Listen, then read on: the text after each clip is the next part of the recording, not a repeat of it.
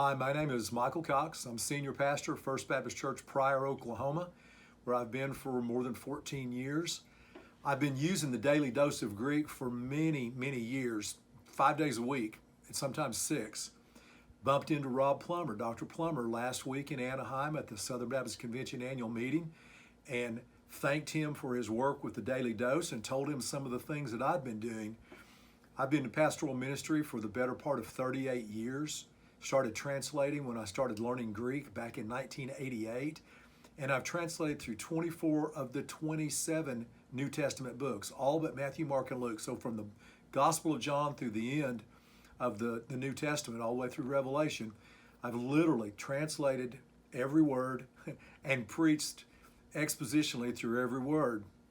And I did the translation on a Microsoft Excel spreadsheet set on landscape, and I'm going to show that to you in just a minute, but lots of sources have gone into that. I utilize Logos, which doesn't really give a whole lot of help on syntax.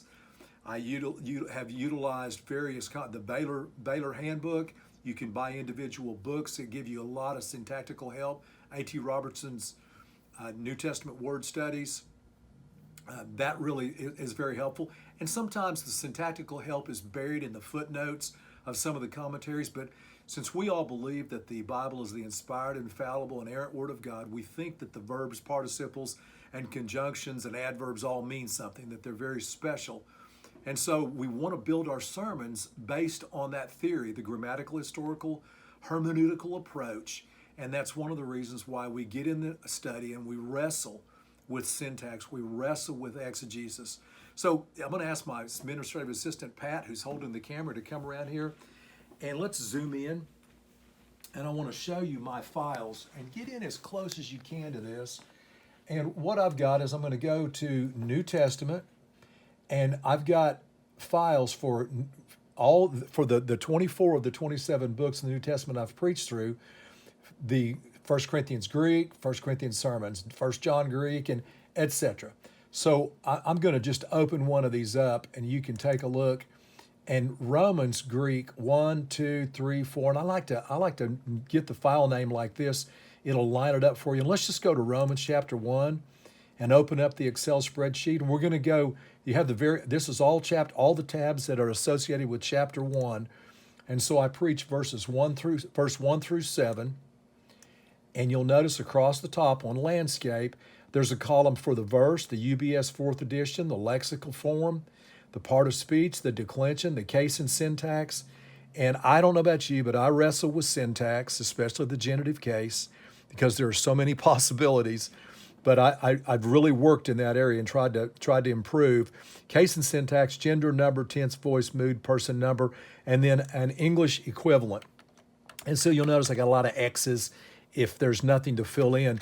But then this is where we fill in those areas, and that is on participles. This is an attributive participle. And for the verbs, participles, and infinitives, you'll notice that they're bold. And then we'll scroll on down here to the bottom, and I'll render a smooth English equivalent, verse 1, 2, 3, 4, 5, 6, and 7. And I tried to be rigid. I tried to stay with the Greek. And I know it was rigid. Sometimes I did not allow for a historical present and a historical narrative if it was an aorist tense. I wanted to stay rigid for my purposes. So I've got these on 24 of the New Testament books, and I've got sermons very similar, the way that they're worded are enumerated, and I've got them by the Bible, by the verse. So you can go through and you could open up Romans, and you can scan down through here, and you'll see sometimes I'll have an in-text citation, like that one right there, Boa 1.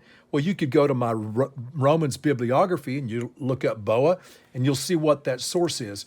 Now, I'm showing you all of that to show you that I've got a website where you can access these things for free.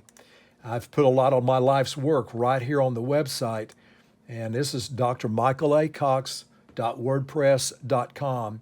And there are a variety of categories over here: apologetics, bibliographies. That's where I told you could find the sources, because I'm anti-plagiarism.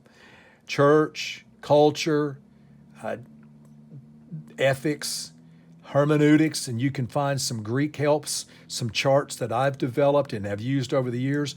But this is what you're most interested in for the purpose of this video, and that is New Testament sermons in Greek. So we can go to the New Testament book. Let's click on 1 Corinthians. Continue reading, and then you'll see all of the sermons in one column, the left column, all the way through the end of the 16th chapter. And you can either view it or download it. You have the option of which which link you'll click, and then the Greek that I have done. There's chapter 1. You open it up, and it's exactly the Excel spreadsheet. It's exactly what I just showed you in my Windows Explorer on my files. You'll see the tabs at the bottom for each paragraph. You'll see that I've preached by paragraph and translated by paragraph. Now, you'll also need to click this link. If you don't have Greek fonts, you'll need to click this link to get Greek fonts so that and install them on your computer so that you can read these. So I hope that you find this beneficial. This is all at your fingertips for free. I know that there are going to be some mistakes, but I think as a preacher and in sermon preparation, I think that you'll find this to be helpful. There's a lot of work there, a lot of syntactical help. And if you do have some questions that you might want to ask me, you can contact me on email, mcox@priorfbc.org. Dr. Plummer, I appreciate your work and thank you for the opportunity to show some of the people my 30-some years of pastoral work. Lord bless you. Have a great day.